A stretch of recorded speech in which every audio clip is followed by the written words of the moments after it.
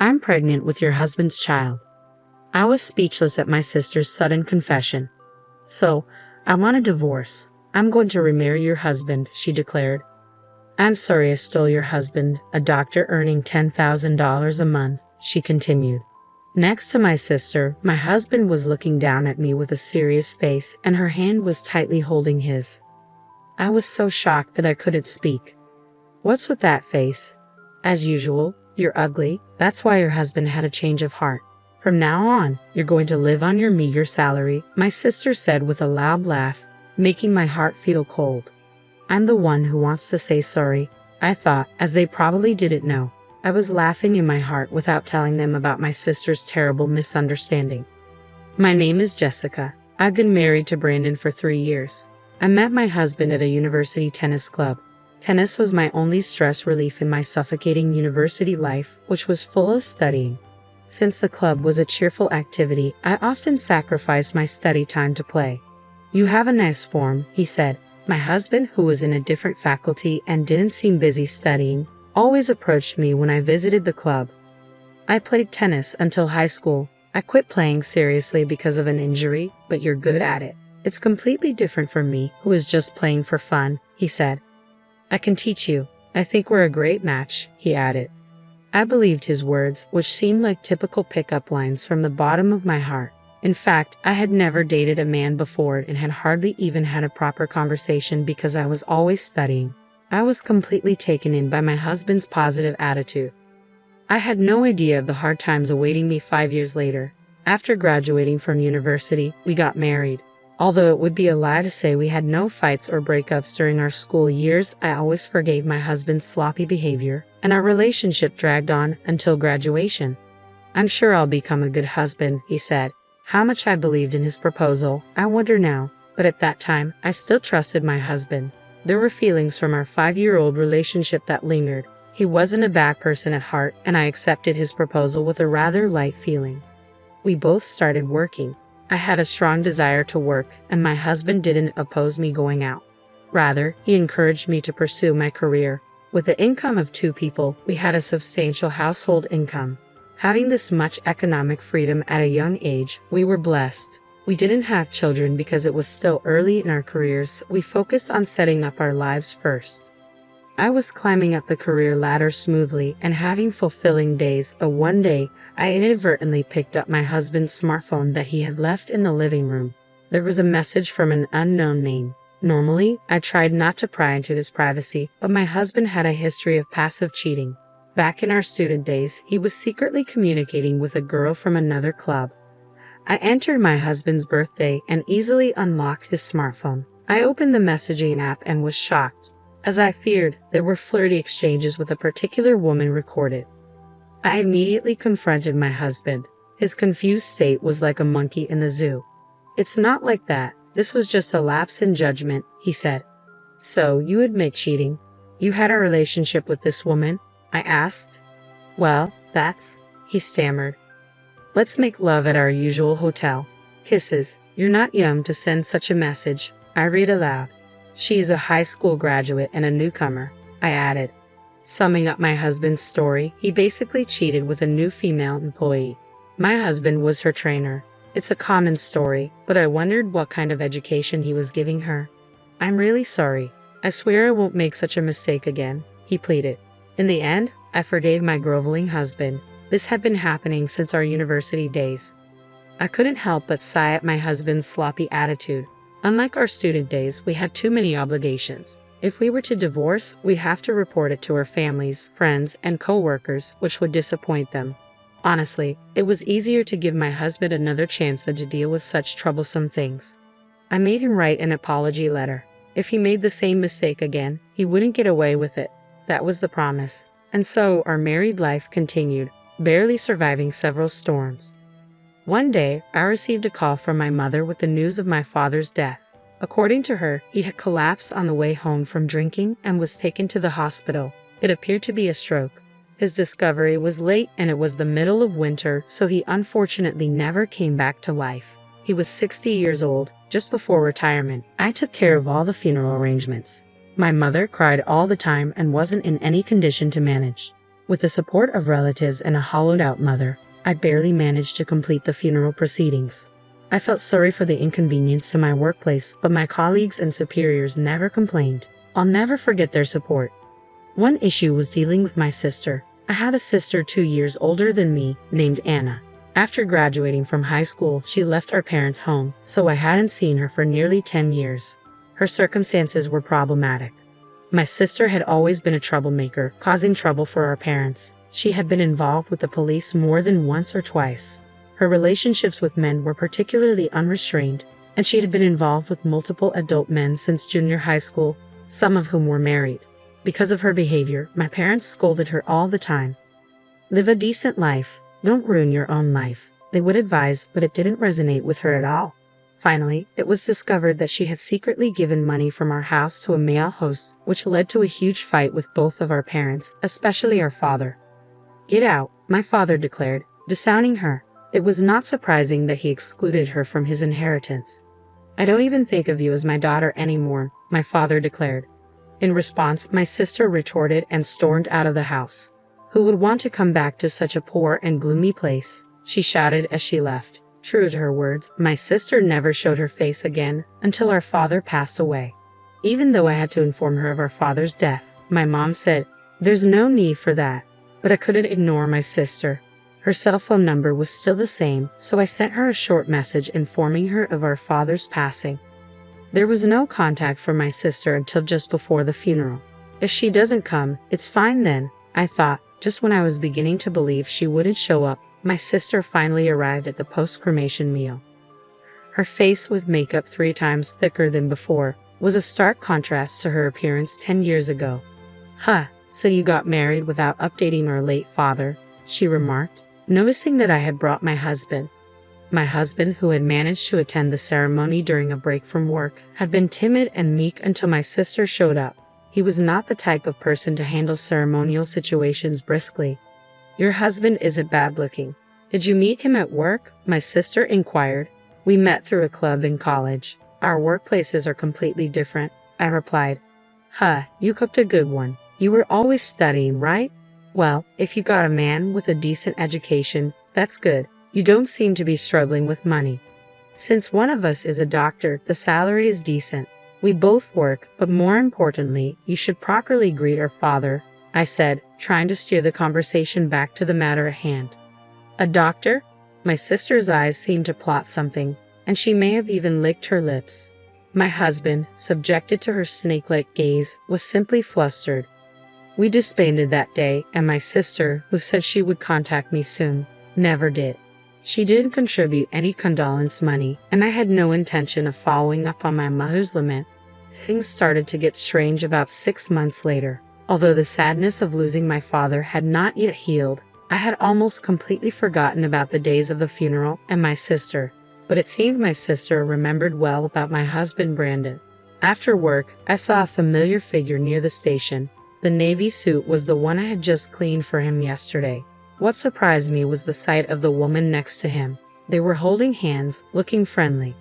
Again, my husband's bad habits. As the flames of anger flared up, I realized my husband's crime was not just that. This time, I was more taken aback than angry. Next to my husband, flaunting her mini skirt, was my sister Anna, holding his hand. My husband was cheating with my own sister. I blurted it out involuntarily, then decided to follow them. If this is truly an affair, I will not forgive my husband this time. I've been tormented by my husband's womanizing many times, but if it's with my own sister, it's beyond a joke. Moreover, the occasion where they met face to face was at my dad's funeral. I'll definitely catch them in the act. I grit my teeth and focused on not losing sight of them. As expected, they headed towards the hotel district. It was still daytime. My husband was supposed to be at work. I wondered what kind of excuse he used to leave the office. They walked past numerous hotels, glued even closer together. At one of the hotels where they finally stopped, they started kissing. Disgusting. This was the first time I had witnessed my husband's infidelity. Then they went into the hotel in front of them. I called my husband's smartphone after letting the two of them off the hook for a while, holding back my nausea. After an irritating wait, my husband finally picked up the phone. "What is it? I'm working." There's something I really need to check with you. Who are you with right now? Who? Of course, I'm with my colleagues and boss. We have an important meeting coming up. Oh, so you have important meetings at the Love Hotel Jewelry Resort? Quite a flippant name, isn't it? How do you? I also know that my sister is with you. You're the one who needs to explain. Just wait there with my sister. After I had my ace up my sleeve, Brandon's voice seemed muffled and raspy. Finally, after checking with my sister, he informed me of the room number. All right, I said, bracing myself and storming into the hotel. I explained the situation to the receptionist and paid for another room. After all the humiliation he has put me through, I won't show any mercy to my husband. When I opened the door to room 402, my husband was waiting there with a pale face. He was already dressed in a gown, having taken off his suit. My sister wore the same gown and had a mocking expression on her face. The pitiful wife showed up. She started, smoking and showing no sign of remorse. On the contrary, she seemed to be enjoying the situation just like half a year ago. Her makeup was heavily plastered like paint. First, I confronted my sister, who was making a creepy face. Anna, what are you thinking? You knew he's my husband and you laid your hands on him, didn't you? Well, it's frustrating. After being kicked out of the house, I've had a really hard time. I was even abandoned by the host I was sponsoring. I didn't have a single thing going well for me. Despite all that, you live a happy married life. You left home because of your selfishness, right? You troubled your parents till the end. And now you will try to ruin my family too. The chaos had been there from the start. I heard from Brandon how pitiful it is because you always say harsh things. He doesn't even have a moment of peace at home. That's why I've been comforting him. Don't say whatever you want. This is a problem within our family. So you're just not satisfying your husband, are you? A boring woman like you. I'm different in that respect. I'm satisfying him. That's why we've been going out for half a year now. You're lying. It's been since right after my father's funeral. Understand me, Jessica. I was at my limit too. You were always nagging me, and there was hardly any marital affection. We haven't even been intimate for over a year now, Brandon said, exposing our marital issues in front of my sister. Embarrassed to the point of tears, I shot back, the reason we couldn't stay as a couple was because of your womanizing. Have you forgotten your promise that you would never cheat again? And on top of that, how come it's with my sister? Besides, right after my father's funeral. Hey, stop belittling Brandon. He's not yours anymore, right, Brandon? My sister interjected, whispering something to him. He lifted his head, which had been lowered, and turned to me with determination. Now I was the one taken aback. Jessica, please divorce me. We're having a baby. What? You heard it. I'm pregnant now. Of course, the father is Brandon. We've been making love almost every week since then, and this belly is the fruit of that, my sister said, lovingly stroking her belly. I was left speechless. This was no accident, but a deliberate act. From the start, my sister intended to steal my husband, and my husband also intended to end our marriage. That's why they didn't use contraception. They went out of their way to show me the baby in her belly. Too bad. You don't stand a chance. He's mine now. He's leaving you and marrying me, right, Brandon? Yeah, let's be happy together. No, the three of us with our baby. I will do my best. You've been dumped. Truly, my condolences. There goes your elegant lifestyle. From now on, that will be mine. My sister laughed. After her laughter echoed, I left the hotel room. To be honest, I don't remember how I made it home. I vomited 3 times in the toilet. As I rushed up my stomach acid, I couldn't stop crying. I was more upset about being betrayed than about losing my husband. My husband and sister trampled on my humanity. Moreover, they made use of the baby. I cried all night and greeted the morning with a drained body. From that day on, my husband did not come home. There was no doubt that he had moved in with my sister. Soon, he would probably come to pack up his things and bring divorce papers, along with the wedding ring we chose together 5 years ago. It was the worst day of my life. Nevertheless, I couldn't afford to take a day off from work. There were people who depended on me. Above all, now only my work was my anchor. Holding back nausea and tears, I gritted my teeth and headed to the workplace. A week later, while I was working as usual, my husband and sister showed up in front of me. I wasn't very surprised, but the two of them seemed quite shocked. My sister, sitting in a chair for patients and holding her belly, stared at me in astonishment as I stood there in my white coat. "Why are you here?" she asked. Because this is the obstetrics and gynecology department, and I am on duty today. The doctor who usually examines you is off due to some circumstances. You were a doctor? But why? Brandon was supposed to be the doctor, my sister said, looking puzzled as she glanced between my husband and me. I found it funny and explained, "You must have misunderstood, sister. I am the one who is a doctor. I worked hard to get into medical school."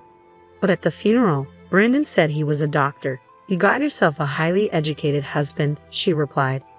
"I only said that if one person is a doctor, the salary will be decent. You misunderstood that." But Brandon said he was a doctor, she insisted. As my sister's gaze pierced him, my husband, who seemed to have come along as an escort, turned pale and began to stammer clumsy excuses like a fish washed up on the beach. "No, I was actually thinking of talking to you seriously, but then you mentioned getting pregnant. So you lied about being a doctor just to impress my sister and sleep with her. How pathetic. You're a low-paid salesman," I said. "Well, that's..." "What do you mean, low-paid? What about $1 million a month? We've already started looking at luxury apartments and even contacted a car dealer to get a car. I've already maxed out my credit card on designer bags and shoes," my sister interjected. "Why would you waste money like that? And why is Jessica even at this hospital? She's supposed to be working at a different hospital." "That's why I brought her here," my husband said, bewildered. "When I took time off for my father's funeral, the doctor from this hospital helped me out multiple times. Now she has a situation, so I'm returning the favor. I've been working hard even while you two were cheating on me," I explained. "Jessica, listen, this is the end of us. I'm fed up with you. Go ahead and divorce or remarry, but make sure to pay me alimony," I demanded.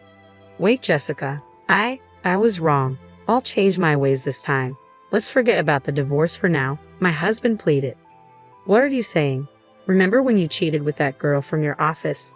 You promised me that if it happened again, you pay whatever amount of alimony I demanded," I reminded him, showing the written pledge I had taken a picture with my smartphone, complete with his signature and thumbprint. My husband let out a silent scream. "At least 5 million yen. No, considering it was right after my father's funeral, I could even add a bit more. I'll contact a good lawyer. You two can wait and tremble," I said firmly. "Wait, does that mean I have to pay alimony too? Are you going to demand it from me?" my sister asked, panicking. "Of course, that's what it means to steal your sister's husband. Don't worry, I'll give you a grace period until the baby is born.